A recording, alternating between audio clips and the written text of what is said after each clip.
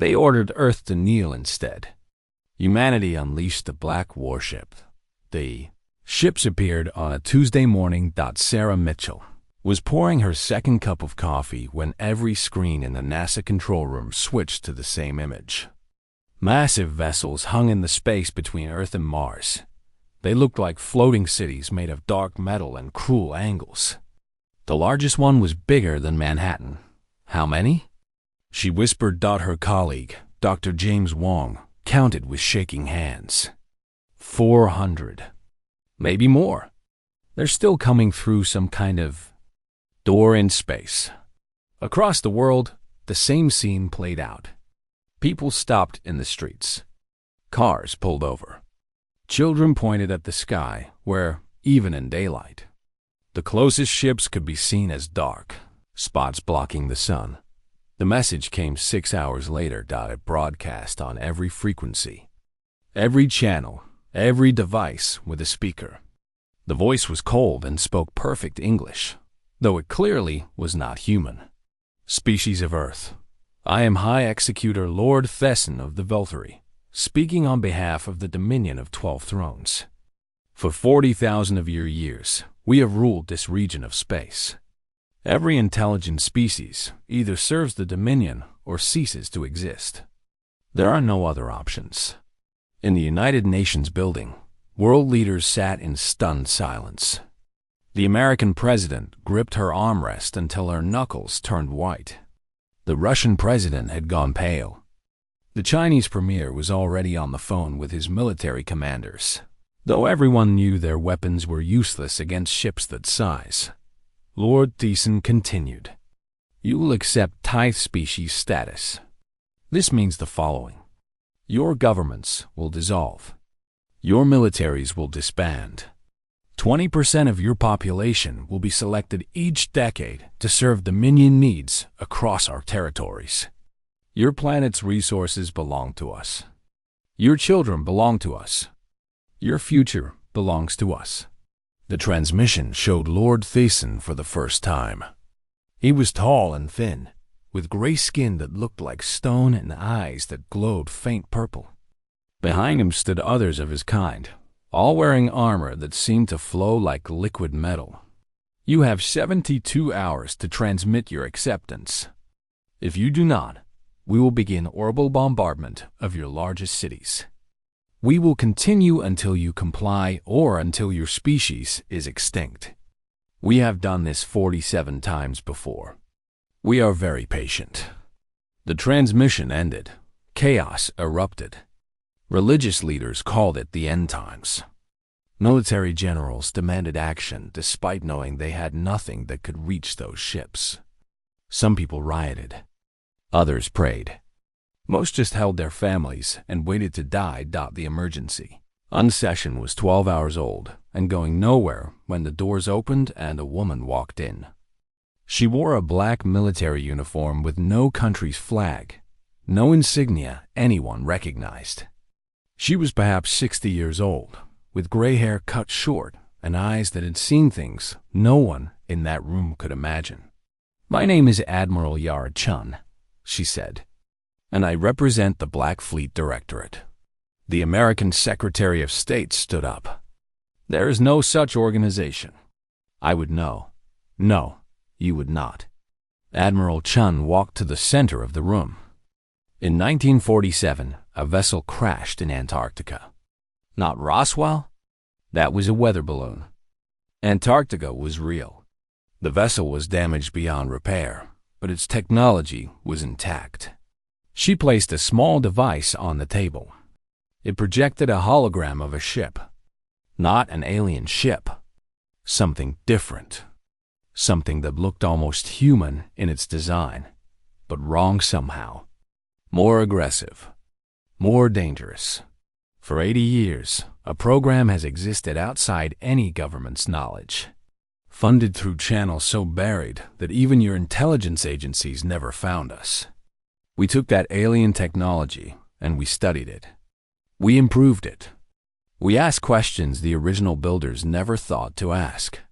The Russian president leaned forward. You are saying you have weapons? Ships? I am saying we have been preparing for this exact moment since before most of you were born. Admiral Chun looked around the room. Every war, every conflict, every tragedy of the past 80 years has had people within it who were secretly working for us. Recruiting, building, waiting. Why tell us now? The Chinese premier asked. Because I need your permission. Admiral Chun's voice was steady. What we have built is powerful. More powerful than you can imagine. But we built it to protect humanity, not to rule it. If we reveal ourselves, if we fight, the world will know that its governments kept secrets.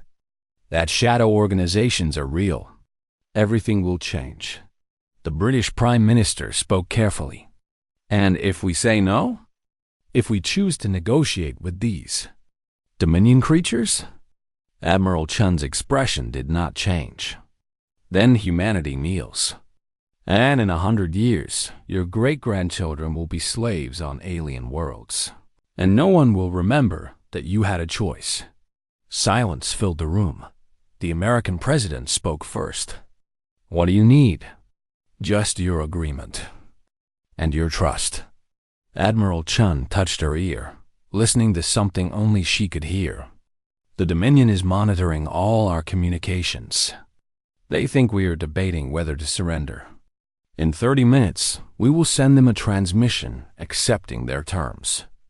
Confused murmurs spread through the room. Admiral Chun smiled. It was not a warm smile. The transmission will be real. We will tell them we kneel. And then, while they are celebrating their easy victory, we will show them what humanity has been hiding. The vote was fast. It was unanimous. 30 minutes later, Earth broadcasted surrender. On the Dominion flagship, Lord Thiessen accepted the message with satisfaction. Another species broken without a shot fired. His record remained perfect. He ordered his communications officer to inform the 12 thrones that Earth was secured. My lord, the officer said, confusion in his voice. Our sensors are detecting something strange. Define strange. There appears to be a massive energy signature developing in one of Earth's oceans. The Pacific, they call it. Lord Thiessen waved dismissively. Probably their primitive nuclear weapons. They are destroying their own arsenal as a show of submission. Ignore it. But the energy signature kept growing. And growing. And growing, my lord. The officer's voice was now afraid. That is not nuclear energy. I do not know what that is. Lord Thiessen walked to the sensor display himself. The readings made no sense. The power output was higher than anything short of a star. And it was moving. Rising from the ocean depths. Get me a visual, he commanded. The screen showed the Pacific Ocean, somewhere near a deep trench the humans called Mariana. The water was churning, bubbling, glowing from beneath. Something was pushing up from the darkness. Below Dot, it broke the surface. The ship was black. Not painted black. It seemed to absorb light to swallow it. The shape was aggressive in a way Lord Thiessen had never seen. It looked like a weapon that had decided to become a ship rather than a ship that carried. Weapons. It was not large by Dominion standards. Perhaps 2 kilometers long. Lord Thiessen's own flagship was 8 kilometers. But something about it made his ancient tactical instincts scream warnings. What is that? One of his officers whispered. Lord Thiessen did not answer. He was watching his sensor readings fail. One by one, every system trying to analyze the black ship was returning errors. Unknown material. Unknown energy source. Unknown configuration. A communication came through. The screen showed a human woman in a black uniform. She looked calm, almost bored. This is Admiral Yara Chun of the Earth vessel Prometheus Unbound. You told us to kneel. We decline. Lord Thiessen laughed. He could not help it. One ship? You reveal one ship against 400 and think this changes anything? I have conquered 63 species. I have burned worlds. One primitive vessel does not frighten me. The human woman nodded slowly. I know. That is why we let you see this one. She paused. We are transmitting coordinates. You will withdraw your fleet beyond the orbit of what we call Neptune within 6 hours. If you do not, we will remove your fleet ourselves. You threaten me? Lord Thison's amusement faded into cold anger. I was going to enslave your world peacefully. Now I will make an example of it. All ships, target that vessel. Destroy it. 200 warships turned their weapons toward the black ship rising from Earth's ocean. Energy gathered at 1,000 gunports. Missiles armed in 10,000 tubes. Lord Thiessen smiled. Fire. The space around Prometheus Unbound turned white with weapon fire. Enough destructive power to crack a small moon poured toward the single human vessel. The black ship did not move. Did not try to dodge. Did not deploy any visible shield. The weapons hit, and nothing happened. Lord Thyssen watched his display in disbelief. The human ship sat there, surrounded by explosions, and none of them seemed to touch it. The energy was being absorbed somehow, pulled into the ship's hull like water into sand. Impossible, he breathed. On the human vessel, Admiral Chun watched her own displays. Adaptive shielding holding. Hull integrity at 100%. Energy absorption at 47% capacity. She looked at her weapons officer. Lieutenant, fire main cannon. Single shot. 3% power. Target the dreadnought on the right flank. The young man's hands were steady. Target acquired. Firing. Prometheus Unbound spoke. A beam of something that was not quite light and not quite energy lanced across space. It touched the Dominion dreadnought for less than a second. The dreadnought, 3 kilometers long, crewed by 15,000 soldiers, vanished. Not exploded. Vanished. Where it had been was nothing. Not debris. Lord Thyssen did not retreat. In 400 years of service to the Dominion, he had never retreated. He had crushed rebellions on 17 worlds. He had burned cities that refused to kneel. He had personally executed the leaders of 3 species that tried to resist. His name was spoken with fear across 1,000 star systems. He would not run from one ship. All vessels, spread formation, he commanded. Analysis teams, I want to know how they did that. Find me a weakness. His officers rushed to obey. Across the fleet, the greatest military minds of the Velthary species worked on the problem. They studied sensor readings that made no sense. They ran simulations that returned impossible results. They argued and theorized and calculated. 3 hours passed. Report, Lord Thyssen demanded. His chief science officer, an elderly Velthary named Kessin, approached with obvious reluctance. My lord, we cannot explain their technology. The beam that destroyed the dreadnought appears to operate on principles we do not understand. The shielding that absorbed our weapons adapts faster than our computers can track. And the ship's hull? What about the hull? It is not made of any material in our databases. We cannot even determine if it is metal, crystal, or something else entirely. Our sensors simply fail when they try to analyze it. Lord Thyssen's jaw tightened. You are telling me that we, the rulers of this galaxy for 40,000 years, cannot understand technology built by primitives who discovered fire only a few moments ago by cosmic standards. Kessin chose his words carefully. I am telling you that this technology should not exist. Not here, not anywhere. It is as if someone gave these humans knowledge from somewhere else. The implications hung in the air unspoken. 3 hours remain on their deadline, another officer reported. The human vessel has not moved. It sits in their ocean like it is waiting for something. Lord Thyssen made his decision. Contact the 12 thrones. Request reinforcements. Every available ship. My lord, that will take time to arrange. And it may be seen as, I do not care how it is seen. Lord Thiesen's composure cracked for just a moment. Request reinforcements. Now. The message went out, and the Dominion responded. On Earth, Admiral Chun watched the communication spike with grim satisfaction. They're calling for help, she told her bridge crew. Good. I wanted the rest of the Dominion to see this. Commander Marcus Webb, her second-in-command, stood beside her. He was younger than most of the crew, only 42, but he had spent 20 years preparing for this moment. Admiral, how many ships do you think they'll send? As many as they can. The 12 Thrones cannot allow a TIE species to defy them publicly. It would give hope to every slave world in their empire. Chun smiled slightly. We're counting on it, and we can handle them all? Chun turned to look at him. Her eyes held secrets that Webb could only guess at. Marcus, do you know what the Prometheus Unbound actually is? A warship, Admiral. The most advanced weapon humanity has ever built. No, Chun shook her head. This ship was not built to fight fleets. It was built to end wars. What you saw earlier, when we destroyed their dreadnought, that was the equivalent of a human flicking an insect off their arm. We have not even begun to show what this vessel can do. Webb absorbed this information silently.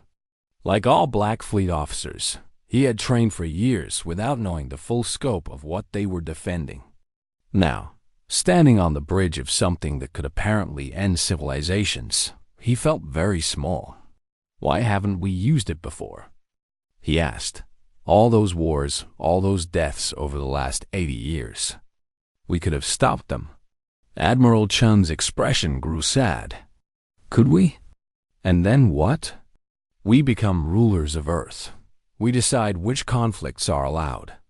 We become the very thing we're fighting against. She looked out at the stars. The Black Fleet exists for one purpose only: to protect humanity from extinction. Everything else we leave to humans to figure out on their own, even when it hurts. Below them, on the planet they were protecting, the world was changing. News had spread about the black ship rising from the ocean. Governments tried to maintain calm, but questions demanded answers. Who built this vessel? Who commanded it? What else was hidden? In Beijing, a grandmother watched the footage of Prometheus Unbound emerging from the sea. She remembered her father, who had disappeared in 1952 after claiming to have seen something impossible in the mountains of Tibet. She had thought him mad. Now she wondered. In New York, a young man named Thomas Webb watched the same footage. He did not know that his uncle Marcus was standing on that ship's bridge at this very moment. He only knew that somehow humanity had a protector. In Moscow, in London, in Tokyo and Cairo and Sao Paulo, billions of people stared at screens showing a black ship that should not exist. For the first time in days, they felt something other than despair. They felt hope. 18 hours later, the reinforcements arrived. The hole in space opened far beyond Mars, and ships poured through like water from a broken dam. Destroyers and cruisers and dreadnoughts and carriers. Ships of a dozen different designs, crewed by species from across the Dominion. 2,000 vessels in total, carrying 3 million soldiers and enough firepower to turn Earth into a lifeless rock. At their head flew the flagship of Grand Executor Malachar, one of the 12 throne holders himself. His vessel, the Eternal Dominion, was 15 kilometers long and older than human civilization. It had conquered worlds before humans had learned to write. Malachar himself was ancient, even by Volturi standards. His skin was nearly black with age, and his eyes burned with the cold purple fire of his species. He had ruled his portion of the Dominion for 12,000 years. In all that time, no species had ever stood against him and survived. Lord Thason, he broadcast, his voice filling every ship in both fleets. Explain to me why I had to leave the throne world for a primitive backwater. Theson's response was humble, carefully so. Grand Executor, The humans possess technology unlike anything we have encountered. I believed it wise to. You believed. Malaker's voice dripped with contempt. You have 400 ships, and you called for help against one. Do you know what this looks like to the other throne holders? To our slave species? With respect, Grand Executor, perhaps you should see for yourself. Thiessen transmitted the recording of his dreadnought being erased from existence. Silence followed. Malaker watched the footage 3 times. When he spoke again, his tone had changed. Interesting. And you say their shields absorbed everything you threw at them? Everything, Grand Executor. Our weapons were useless. Malaker considered this. In 12,000 years, he had seen many strange things. Ancient weapons left by dead civilizations. Technology that bent the laws of physics. He had conquered them all. It does not matter, he decided. Whatever tricks they have only one ship. We have 2,000.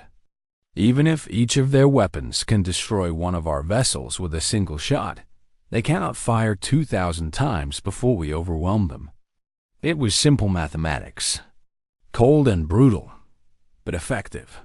All ships, Malaker commanded, advance on the human world. Maximum speed. We end this now. 2,000 ships began to move toward Earth. On Prometheus Unbound, alarms began to sound.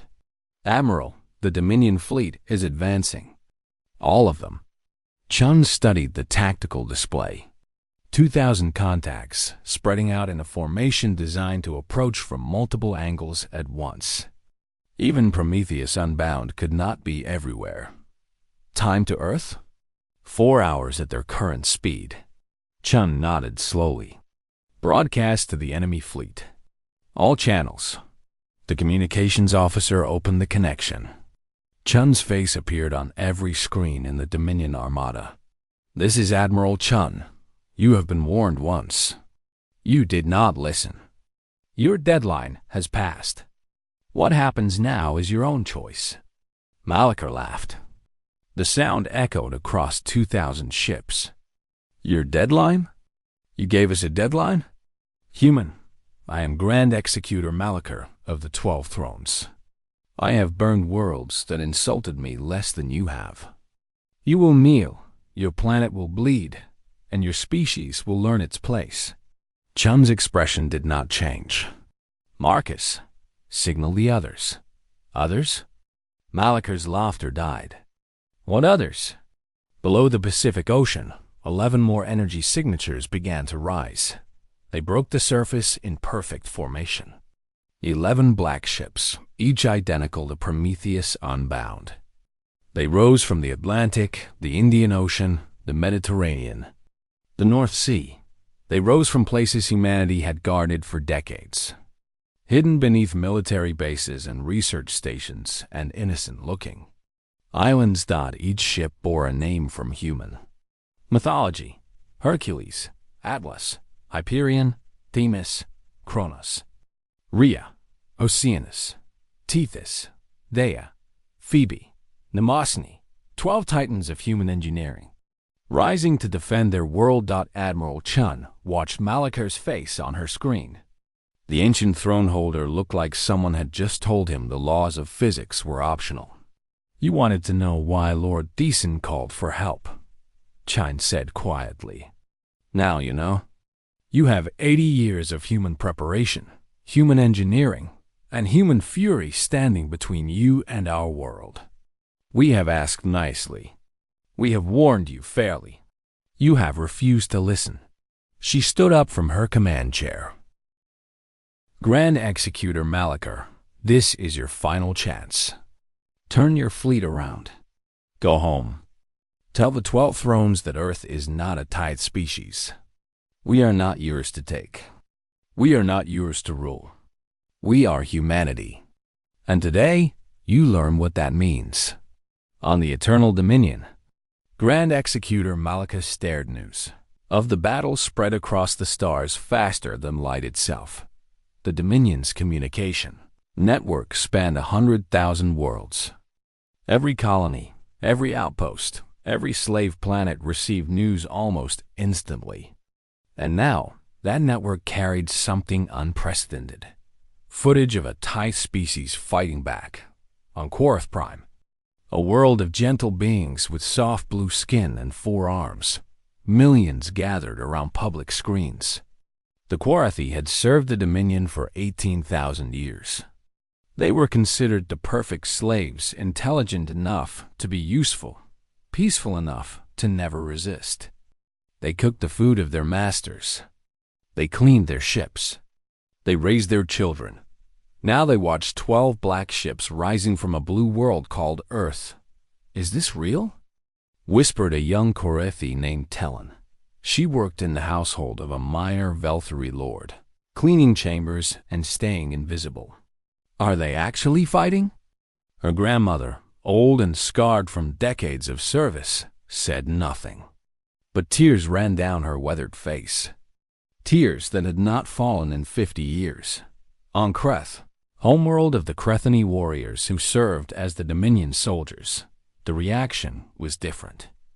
The Crethini were proud fighters, four-armed and strong, bred for war over 100 generations. They had conquered in the Dominion's name for millennia, but they too were slaves. Their children were taken at birth and raised in military camps. Their women were breeding stock for more soldiers. They fought because they had no choice, not because they believed. General Vareg, commander of the Crethani ground forces, watched the footage in his private quarters. He saw the black ships absorbing weapon fire that should have destroyed them. He saw them firing back with weapons that erased matter from existence. How? He muttered to himself. How did primitives build such things? A dangerous thought followed. If they could build them, could we? Across the Dominion, on 100 different worlds, similar thoughts spread like fire through dry grass. The 12 thrones had ruled through fear for 40,000 years. Fear of their fleets. Fear of their weapons. Fear that resistance meant death. Now, that fear had a crack in it. On the Archivist Station, deep in neutral space, beings older than the Dominion itself watched with great interest. The Archivists had no homeworld. No one knew where they came from or how old they truly were. They existed to record. Every war, every peace, every rise and fall of civilizations, the Archivists documented everything and interfered with nothing. Chief Recorder Vorn, whose species communicated through patterns of light dancing across their crystalline bodies, studied the human vessels carefully. The energy signatures are familiar, Vorn pulsed to their colleagues. Very familiar. Impossible, another archivist responded. That technology has not existed for 3 million years. The builders are gone. The builders are gone, Vorn agreed. But they left seeds. We have always known this. We simply did not know where they planted them. The archivists had recorded the rise and fall of the builders, an ancient race that had seeded the galaxy with life before vanishing. They had also recorded the builders' final project, hidden caches of technology, left on young worlds, waiting for species that might one day be worthy. Most caches have been found and destroyed by lesser species who did not understand them. Others had been buried by time and forgotten. But a few, perhaps, had been found by the right hands at the right time. We will observe, Vorn decided.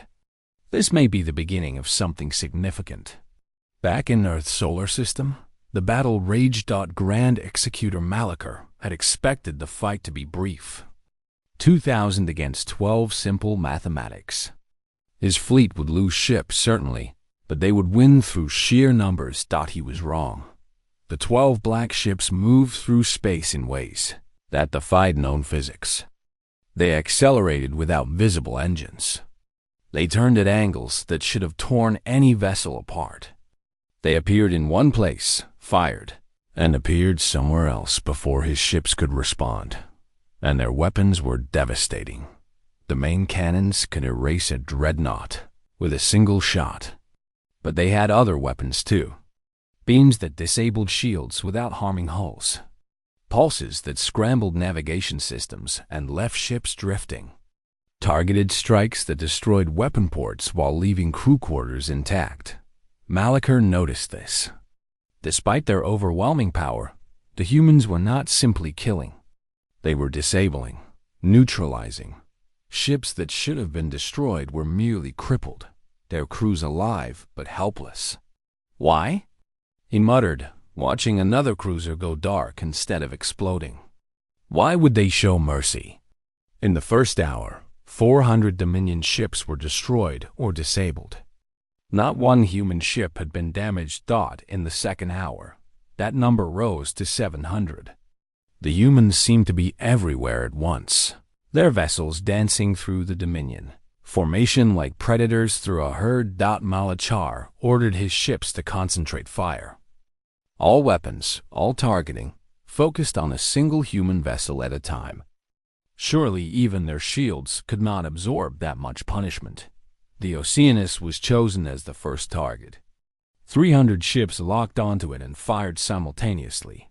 The space around Oceanus turned white with energy. Lasers, plasma, kinetic weapons, nuclear missiles, everything the Dominion could throw poured into that single point. When the light faded, Oceanus was still there. Its hull glowed slightly from absorbed energy, but it was undamaged. Then it fired back. In 3 seconds, it destroyed or disabled the 20 ships closest to it. On the Prometheus Unbound, Admiral Chun watched the battle unfold. Everything was proceeding as expected. The Dominion was losing badly, and they could not understand why. "Admiral," Commander Webb reported, "the enemy flagship is retreating toward the edge of the system. Several hundred other ships are following." Chun nodded. "Let them go. Our goal is not to destroy them all. It's to break their will to fight. Some of their ships are breaking toward Earth, trying to get past our formation." "How many?" 300, maybe more. "They're spreading out, trying to find gaps." This was the moment Chun had prepared for. The Dominion ships were faster than her vessels in straight-line flight. If they were willing to sacrifice themselves, some might get through.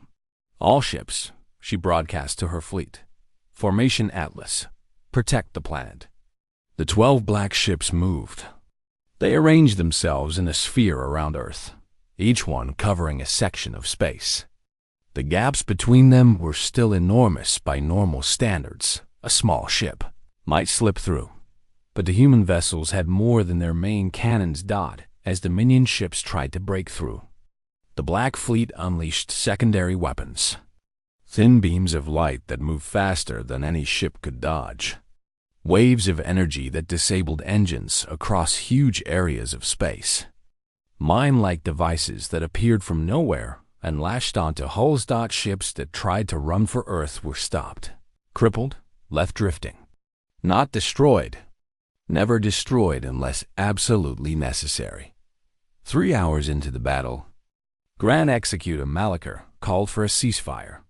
"Human vessels," he broadcast, his voice heavy with something he had never felt before.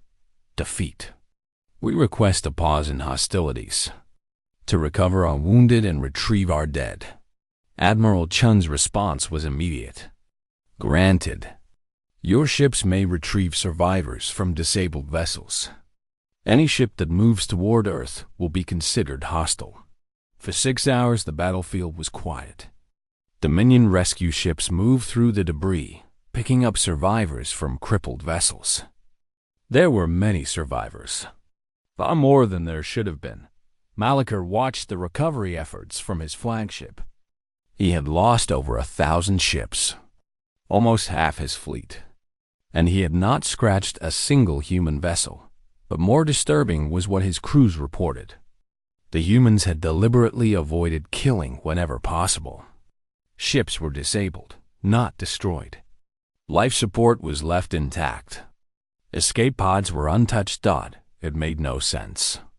In warfare, you killed your enemies. You did not carefully preserve their lives while defeating them. Why? He asked again, speaking to no one. What did they want? The ceasefire ended. The remaining Dominion ships regrouped around Molocher's flagship. 900 vessels remained. Still a massive force by any normal standard, but nothing about this was normal.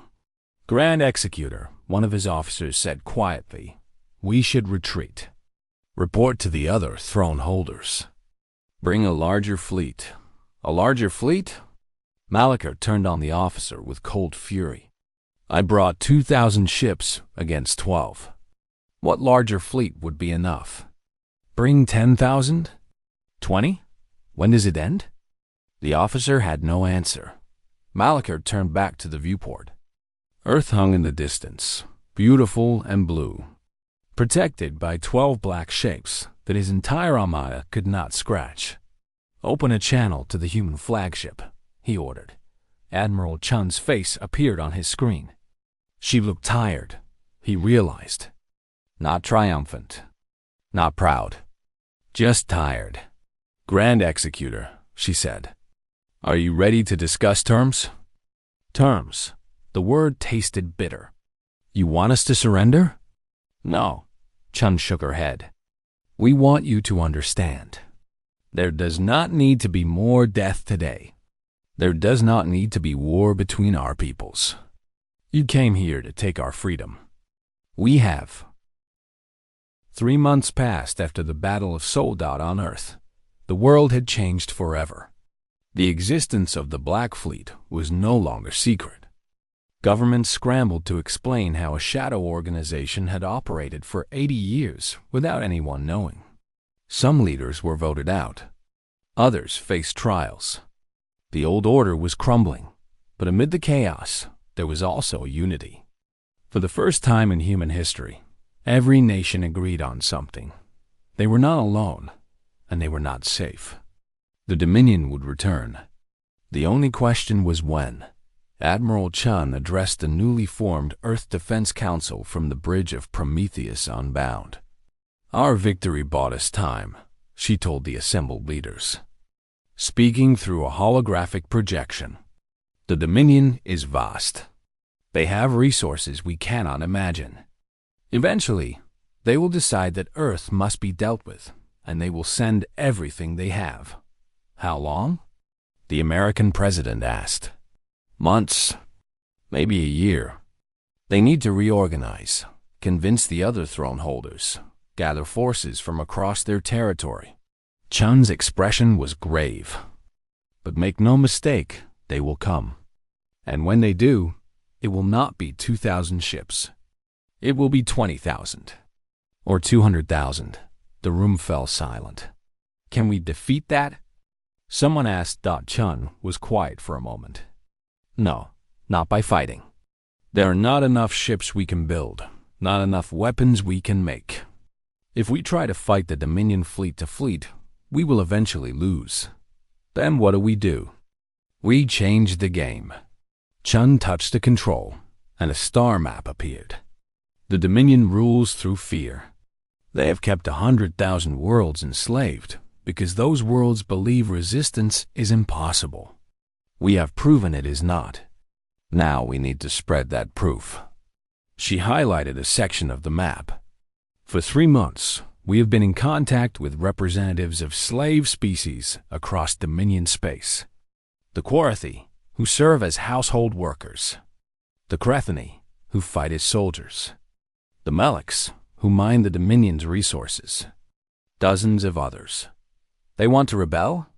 the Chinese premier asked. "They want to be free, but they have no weapons that can stand against Dominion technology. Until now." Chun brought up a schematic. It was simpler than the Black Fleet ships, but it shared the same core principles. "We call it the Equalizer. A device that can be built with materials available on most worlds, following instructions we provide. It generates a field that neutralizes Dominion weapons within a certain range." "You want to arm the slave species," the Russian president said slowly. "I want to give them the ability to defend themselves. The Dominion cannot enslave 100,000 worlds if those worlds can fight back. Their empire, depends on overwhelming force. Take that away, and everything changes. The debate that followed was long and difficult. Some argued that arming alien species was too dangerous. What if they turned on humanity next? Others pointed out that the alternative was extinction. In the end, the council agreed. Earth had no choice. On Quoth Prime, Talon received the transmission in the middle of the night. She was sleeping in her small chamber in Lord Varath's estate when her hidden communication device given to her by human agents months ago began to pulse softly.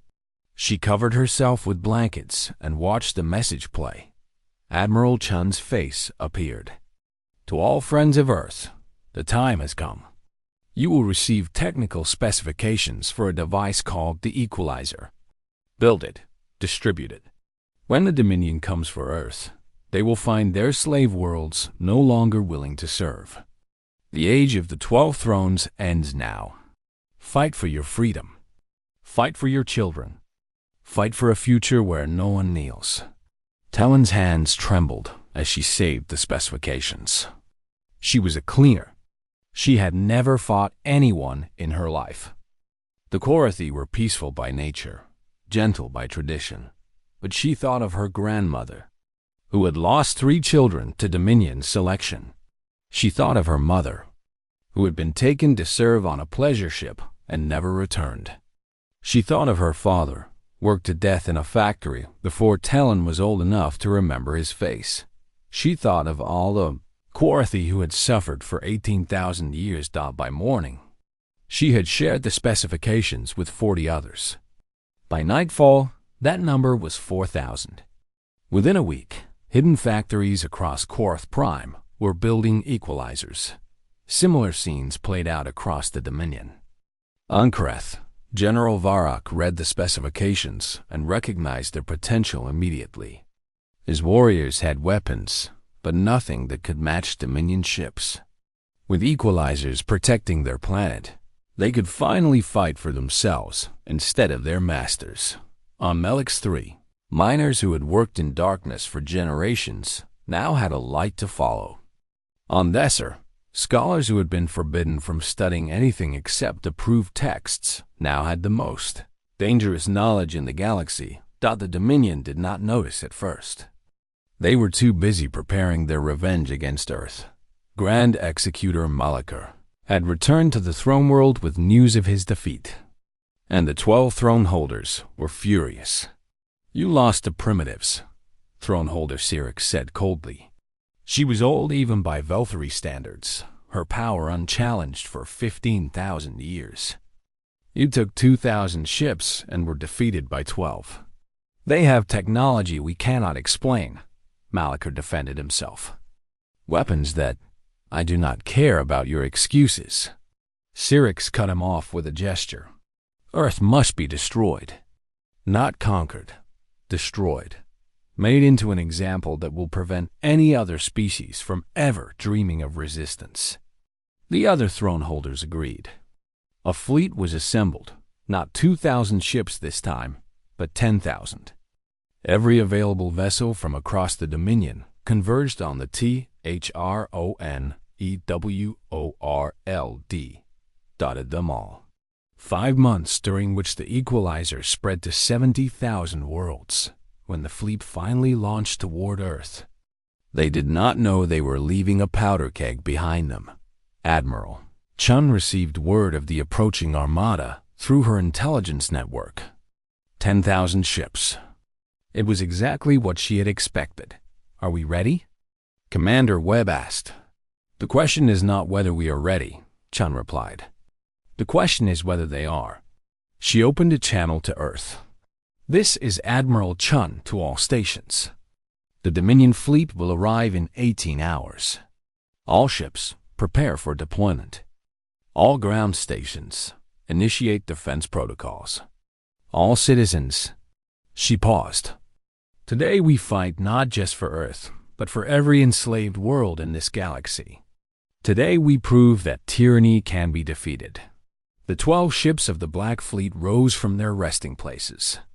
But this time, they were not alone. In the 5 months since the first battle, Earth had been busy. 30 more vessels had been completed, smaller than the originals, but armed with the same technology. Orbital defense platforms surrounded the planet. Submarine bases around the world were ready to launch missiles that could reach ships in orbit. Humanity was prepared to fight, but the real weapon was already behind enemy lines. As the Dominion fleet crossed the halfway point of their journey, reports began flooding in. Korath Prime had declared independence. Crethany warriors were turning on their Dominion commanders. Malix III had sealed its mines and refused to provide resources. One by one, across the vast territory of the 12 thrones, slave worlds were rising up. Throneholder Syrinx received the reports in disbelief. This is impossible. These species have been broken for millennia. They do not have the will to rebel. They have equalizers, one of her advisors reported, his voice shaking. Human technology. Our weapons are useless against them. Then land soldiers. Crush them with ground forces. My throne holder. The Crethany are our ground forces. And they are the ones rebelling the most fiercely. Syrinx felt something cold settle in her chest. In 10,000 years, she had never considered this possibility. The Dominion's military strength came from its slave soldiers.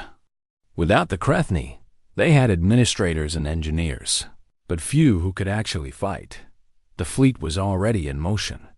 Returning it now would take weeks, during which the rebellion would spread further. Continuing to Earth meant leaving their home territory undefended against a rising tide of freed slaves. It was a perfect trap, and they had walked into it willingly. Continue to Earth, Syrinx ordered. Destroy the source of this poison, and the rebellion will collapse. It was the wrong decision, but she could not see another option. 18 hours later, the Dominion fleet arrived at Earth to find 42 black ships waiting for them. Admiral Chun broadcast to the enemy armada. Throneholders of the Dominion, in the time it took you to reach Earth, 70,000 of your slave worlds have declared independence. Your empire is collapsing behind you. You can throw yourselves against our defenses and die, or you can return home and try to save what remains. The choice is yours. Throneholder Syrinx appeared on the screen. Her ancient face was twisted with rage. You think you have won, human? We will burn your world to ash. We will hunt your species across the galaxy. You will do nothing. Chun's voice was calm. Because while you gathered your fleet, we were not idle. Every one of your slave worlds now has the means to defend itself. Your weapons are useless against them. Your soldiers have turned against you. And now you face us with a fleet that cannot defeat 40 ships, let alone 42. The battle that followed was shorter than the first.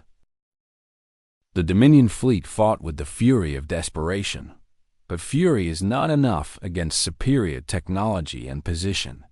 Human ships cut through their format. 1 year after the fall of the Dominion, the galaxy was still healing. The 12 thrones no longer existed. Some throne holders had been captured, like Syrinx. Others had fled to remote corners of space, hiding from the species they had once enslaved. A few had been killed by their own former servants, victims of justice that had been delayed for millennia. The Dominion's territory had split into thousands of independent nations. Some were peaceful. Others fought wars with neighbors they had been forced to live alongside. The Crethany, so long used as soldiers, struggled to find purpose in a world that no longer needed them to kill. The Quarathi, so long used as servants, learned to make decisions for themselves for the first time in 18,000 years. It was messy. It was chaotic. It was freedom. Admiral Chun stood on the observation deck of Prometheus Unbound, watching Earth turn below her.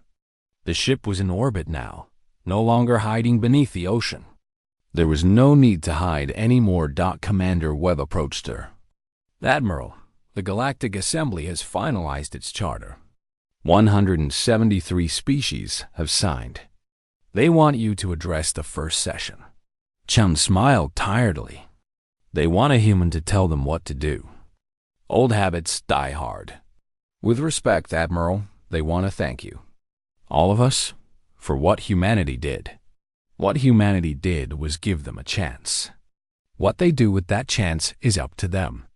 She had said this many times over the past year. To politicians who wanted humanity to lead a new empire.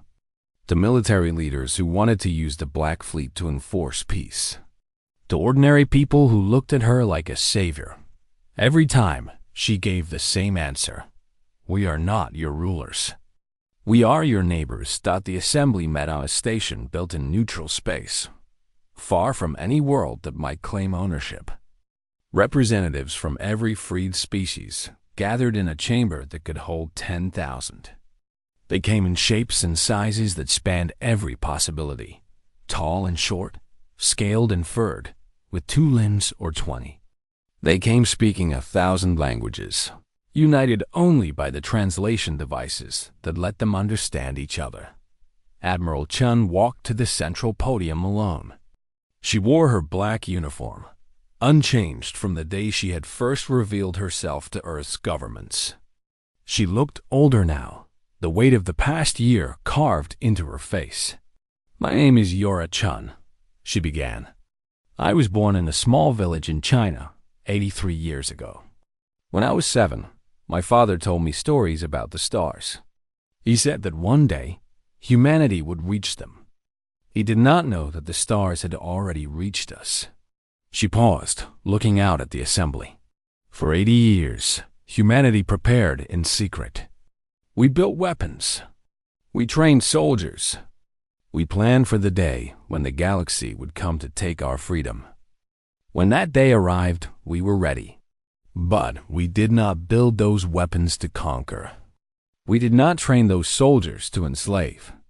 We prepared to defend ourselves, and when we had defended ourselves, we shared what we had with everyone who needed it. She touched a control, and a hologram appeared above her, the equalizer device, spinning slowly. This technology could have made humanity masters of the galaxy. We chose instead to make it available to anyone who wanted freedom. Not because we are generous, not because we are noble, because we understand something that the Dominion never learned. She looked directly at the representatives, nearest her former slaves who still bore the scars of their servitude. Power that is hoarded becomes poison. Strength that is used to dominate becomes weakness. The Dominion ruled for 40,000 years because they kept everyone else afraid. They fell in 40 days because they had forgotten what it meant to stand alone. Humanity has known war. We have fought each other with terrible weapons, killed millions of our own kind in the name of pride and fear and greed. We have done things that shame us. We carry those scars too, but we have also learned from them. We have learned that true strength is not in weapons or armies. True strength is in the ability to choose peace when war would be easier. True strength is in lifting others up instead of pushing them down. True strength is in building something together that none of us could build alone. She spread her arms to encompass the entire assembly. This is what humanity offers the galaxy. Not leadership, not commands, partnership. We will share what we know. We will defend those who cannot defend themselves. We will stand beside anyone who chooses freedom over tyranny. But we will not tell you how to live. We will not decide your futures. That is for you to determine. The chamber was silent. 10,000 representatives from 173 species waited for what would come next. Chun's voice softened. 1 year ago, the Dominion ordered Earth to kneel. They expected us to submit like every other species had. Instead, we showed them something they had never seen before, a people who would rather die than live as slaves. Today, I look at this assembly and I see that same spirit in all of you. The Quarathi, who served for 18,000 years and never lost their kindness. The Quarathi, who fought for masters they hated and kept their honor intact. The Meleks, who worked in darkness and never stopped dreaming of the light. You are all survivors. You are all fighters. And you are all free. She stepped back from the podium. The age of the Dominion is over. The age of fear is over. What comes next is up to all of us together. The applause began slowly, then built to a roar that shook the station itself. Representatives who had been enemies for millennia embraced each other. Former slaves wept openly. Even the stoic Krefni warriors allowed themselves to smile. Admiral Chun left the stage quietly, slipping away before the celebration could focus on her. She found a quiet observation room and sat down, suddenly exhausted. Commander Webb found her there an hour later. "The Assembly is asking for you," he said. "They want to officially thank humanity. Award you some kind of medal." Chun shook her head. "Find someone else. I've had enough of stages and speeches." Webb sat down beside her. "Admiral, with respect, you saved the galaxy. You deserve recognition. I commanded a ship, Marcus. Thousands of people built that ship. Millions supported them. Billions on Earth believed in what we were doing, even when they did not know what we were doing." She looked at him. "I am not a hero. I am just the one who happened to be standing at the front." They sat in silence for a while, watching the stars. "What happens now?" Webb asked finally. "The war is over. The Dominion is gone. What does the Black Fleet do?" "We become unnecessary," Chun said. "That is the goal. A galaxy that does not need warships to protect it. A future where these vessels can be museums instead of weapons." She smiled slightly. "It may take 100 years. It may take 1,000. But eventually, peace will become normal, and war will become strange. You believe that?" "I have to. Otherwise, what was the point of all this?" A chime sounded. Chun touched her communication device and was surprised to hear a voice she did not recognize. "Admiral Chun, this is Chief Recorder Vorn of the Archivists. We request a meeting." The Archivists had remained neutral throughout the conflict, observing but never interfering. Chun had wondered about them, but there had been no time to investigate. "I am honored," she replied. "What do the Archivists wish to discuss?" "History," Vorn said, "and the future. There is something you should know about the technology you discovered in Antarctica." An hour later, Chun stood in a small meeting room across from a being made of living crystal. Vorn's body shifted through colors as they spoke, each hue carrying meaning that Chun could only partially understand. "We have recorded the rise and fall of civilizations for longer than the Dominion existed," Vorn explained. "We have seen species reach for the stars and fall back into darkness. We have seen empires that make the 12 thrones look like children's games."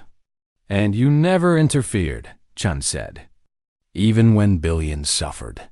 It is not our way. We record. We do not judge."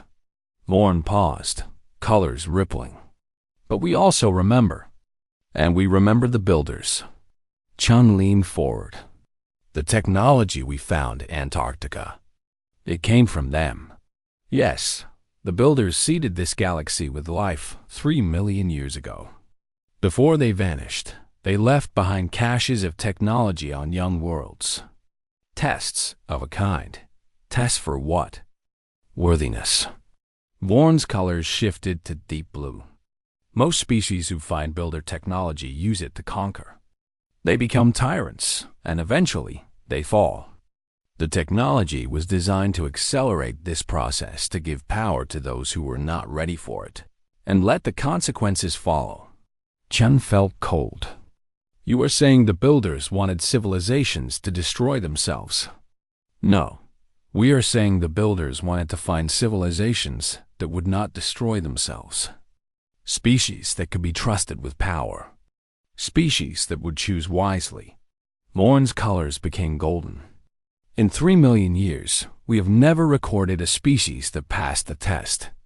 Until now, the implications settled over Chun like a weight. Humanity passed, she said slowly, by sharing the technomaxy. You chose to free it instead. The builders were looking for species who would make that choice. You are the first. Chun was quiet for a long moment. What does that mean? What happens now? Now, we share what the builders left for those who passed the test.